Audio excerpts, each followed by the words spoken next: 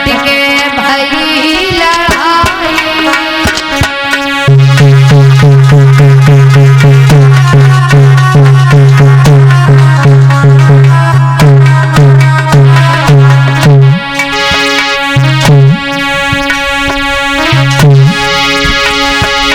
अरे धरती झपट है जब हाथी दीनी जबराया रे ललका।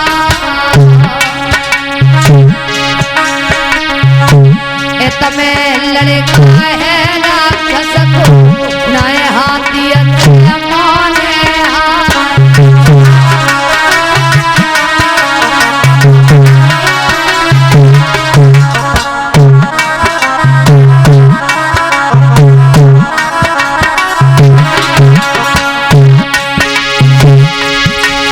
अरे भाई लड़ाई दोनों में चुरियाए नारी। अरे सूर पकड़ तब हाथी को जन चकई सोचो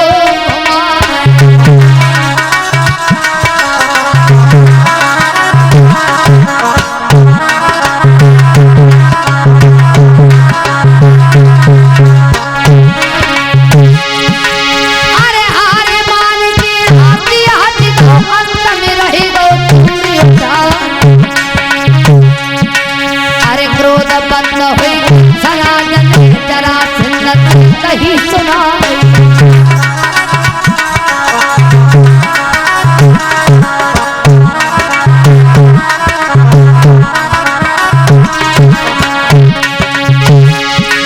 अरे होई कोई वीर और तलवार आएगी घूमाली दरबार।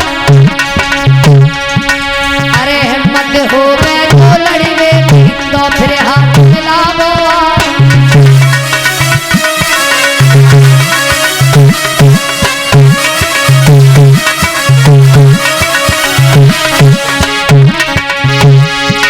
महाराज कंस के हाथी दो है हारे हुई मजबूरक जरा सिंदने नहीं बहारा। सोई दुल्हन बन के गोपियां ससुरे में आई है। सोई दुल्हन बन ससुरे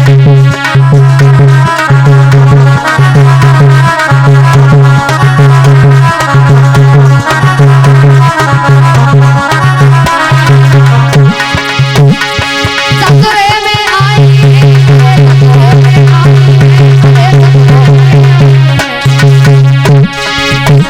सोई दुल्हन बन के गोपियां ससुरे में आई है।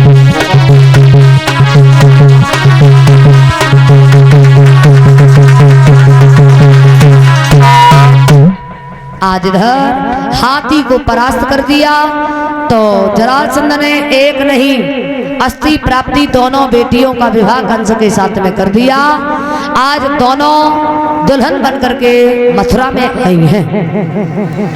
कंस का जब विवाह हो गया तो कंस ने विचार किया कि अब हमें अपनी बहन का भी विवाह कर देना चाहिए। कंस की जो चचेरी बहन थी तो देवकी कन्या थी जिसका नाम था देवकी। देवकी और कंस बचपन से ही साथ रहे तो दोनों में बड़ा ही प्रेम था। कंस ने विचार किया कि अब हमें अपनी बहन का भी विवाह कर देना चाहिए। विचार किया विवाह करें किनसे तो बटेश्वर के रहने वाले सूरसेन उनके पुत्र वसुदेव के साथ में विवाह तय कर दिया।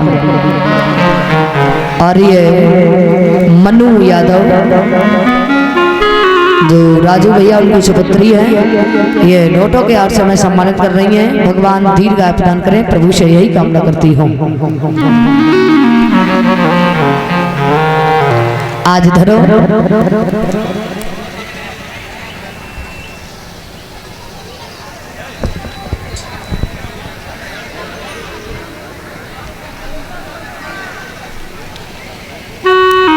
और ये देख लेना चाहिए कि जिस घर में हम अपनी बेटी का विवाह कर रहे हैं वो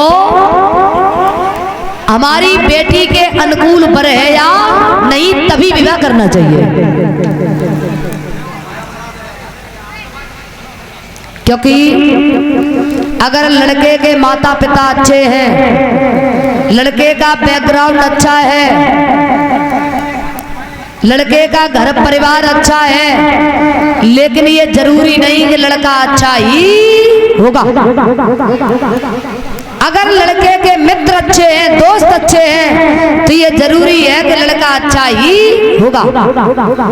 क्योंकि महाराज जीवन में संगत का बहुत बड़ा प्रभाव पड़ता है। एक बूंद जो आकाश से गिरती है, अगर वो नाली में पहुंच जाए तो गंदी नाली बन जाती है। वही बूंद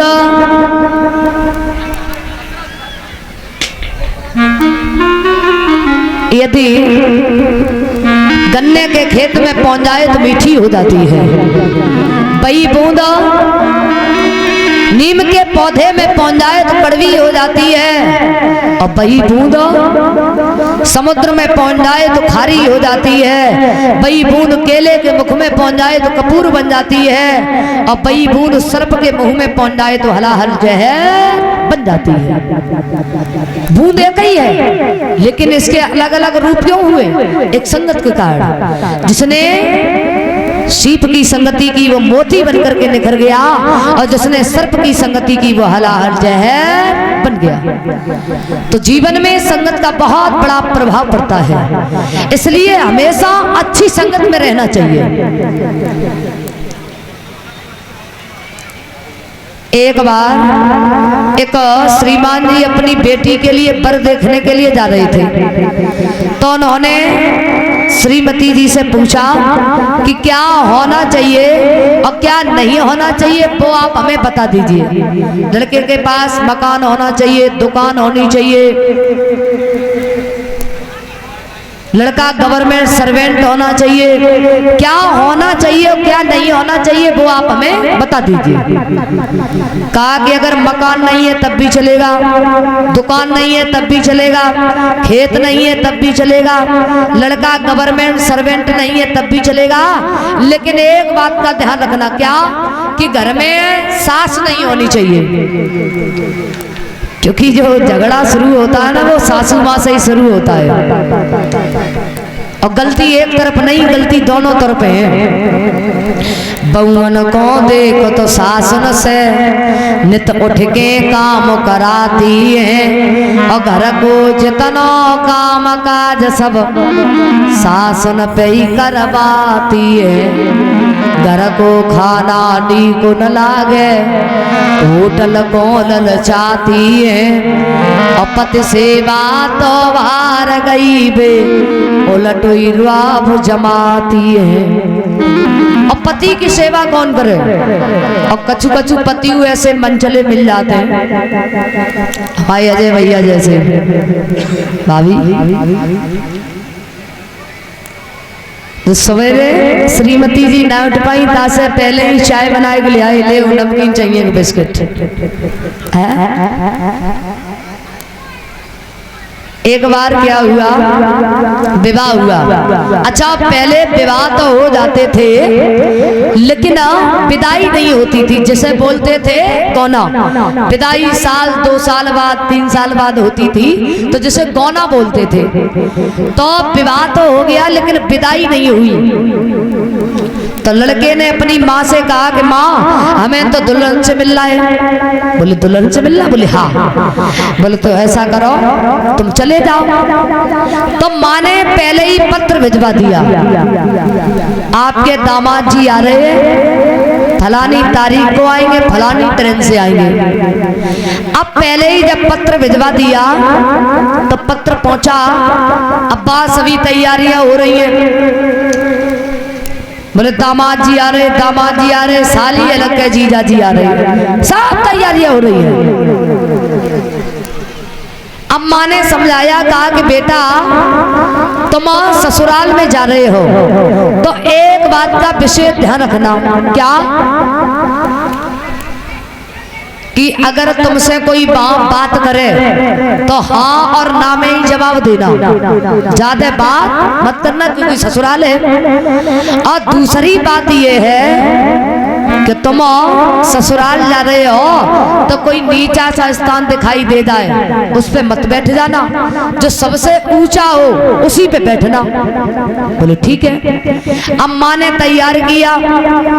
अब जैसे ही चले तो उधर से ससुर जी उन्हें लेने के लिए आए। पूछा बेटा ये बताओ ट्रेन में कोई मुसीबत तो नहीं हुई? बोले हाँ क्या मुसीबत हुई? बोले ना ना। अब उन्हें ये भी नहीं मालूम है कि कौन सी जगह पर हाँ बोल रहा, कौन सी जगह पर ना बोल रहा। अब माँ ने कहा था कि हाँ ना में जवाब दे देना। अब जैसे ही पहुंचे कमरे में तो क्या देखा कि उसमें चारपाई पड़ी है, कुर्सियां भी पड़ी हुई है, एक अलमारी भी रखी हुई है। अम्मा ने कहा था जो सबसे नीचा हो उस पे मत बैठ जाना, ससुराल है, जो सबसे ऊंचा हो उसी पे बैठना। तो जैसे तैसे जाकर के अलमारी पे बैठ गई। साली आई। बोले जीजा जी। अब साली ने ये समझा कि जीजा जी बड़े मजाकिया है, मजाक कर रहे हैं। बोले ऐसा करो भोजन कर लो। तो थाली में पूरी साग अचार लेकर के आई, भोजन करो। अब जैसे ही भोजन करने के लिए बैठे, अच्छा अपने देहात में तो पूड़ियाँ बनती बड़ी बड़ी, शहर में बनती हैं छोटी छोटी। अब उन्होंने एक पूड़ी उठाई, साग लगाई, खाई। तो जो लोग वहां पर बैठे थे तो सब हंसने लगे। पत्नी को ये अच्छा नहीं लगा। पत्नी ने इशारा दिया एक पूड़ी को 2 भाग में डिवाइड करना है, 2 बार में खाना है।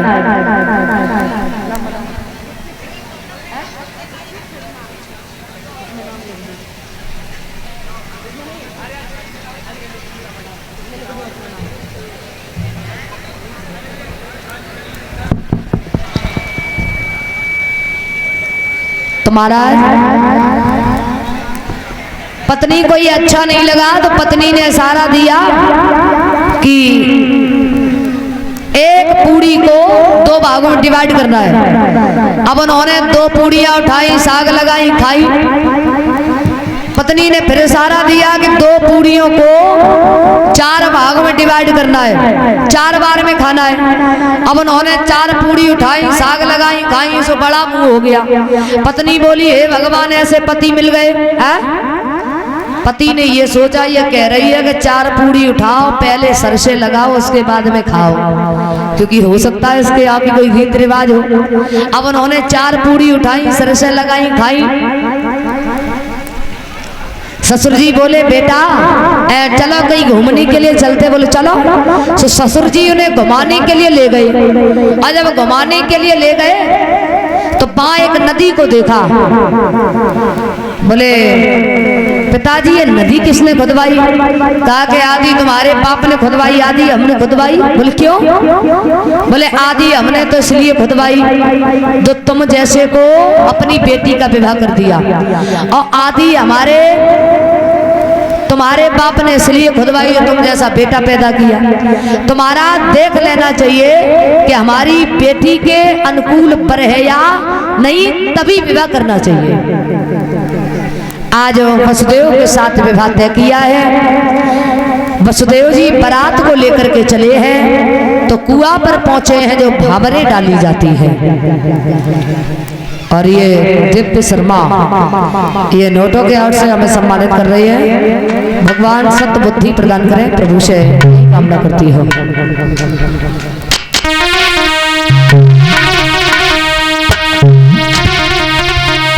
कि वसुदेवा कुआं ढेग पहुँचे और डाल बे भावरिया वसुदेवा।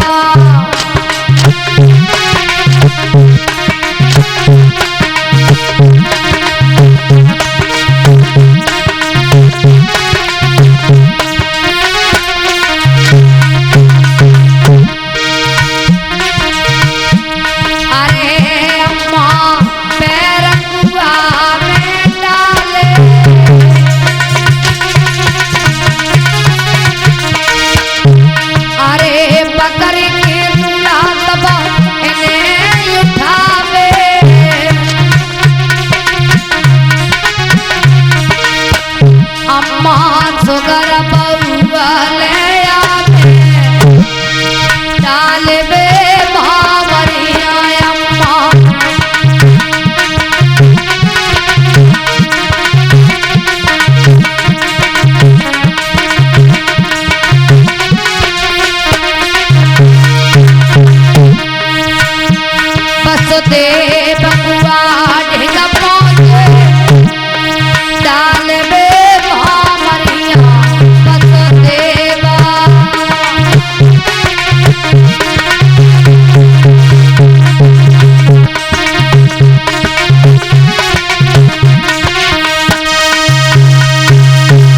आज इधर कुआं पर भामरे पड़ी है। उसके बाद वसुदेव जी